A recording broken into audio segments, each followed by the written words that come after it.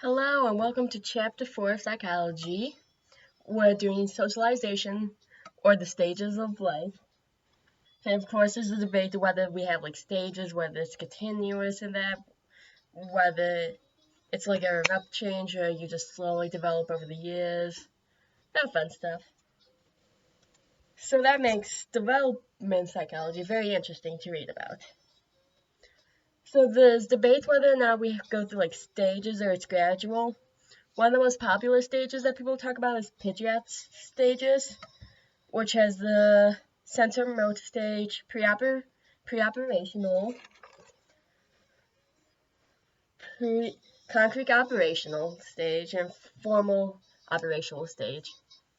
So there's all those kind of stages, which goes from with each of them being like learning about cognitive abilities, how they develop.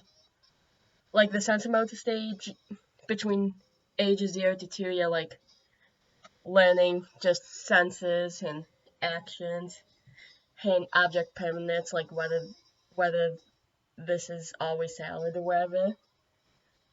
Stuff like that. Those are like the most common ones that people think about when you say stages. Of course, these stages are all good and provides a reference, but it's a reference. These are not solid facts. Like for example, in the pre-operational stage, which is from ages 2 to 7, it says like they start thinking more about symbolic thinking and pretend play. But in reality, so many kids like start that even at ages 2 and that, which is in the previous stage. So you can use it as a basis, but you can't use it as like concrete facts. You feel that? I'm sure you feel that. Of course, we got physical developments.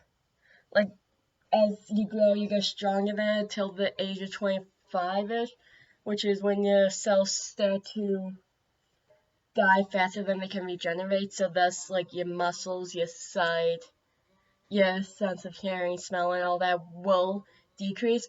You get very slowly at first, but as you get older, it's more drastic, including your muscles. And of course, you got social developments, which is all a mixed bag, because like it really depends on how you're raised. Like, a kid's attached to a person, right? To their parents and that.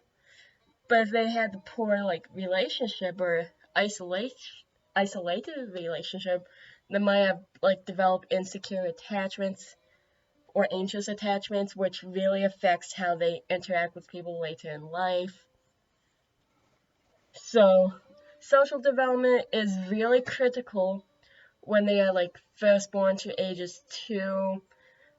Really, like, when they're in toddlers is when it's really critical. But of course, at any kid's age, it can be really critical.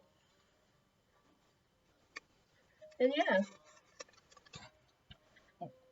there's different parenting styles, which of course affects kids and the social, cognitive, and emotional development. If you have a neglected parent, you're not gonna have that good of social cues or being able to like process your emotions well, since no parent ever taught you, and all that fun stuff. And of course, your environment is always gonna affect you in one form or another. Like if we had an environment that didn't really, we have an environment where we don't really celebrate being older, so it's very normal for like older people to get their hair dyed to not show the grays and try to fix their skin because it's not celebrated. So that's an example of your culture affecting you. And yeah, there's a lot here. You got your social development, forming your identity, what that means, relationships, your morals, whether that comes from your your parents, or from yourself. You got a midlife crisis, you got death, and what that means for people, and how time can resolve it all in that. And there's just a lot in this chapter. So I hope you read the So I hope you understand what I'm trying to get across, and I'm going to leave you here because I am way beyond my time limit. Have a good night.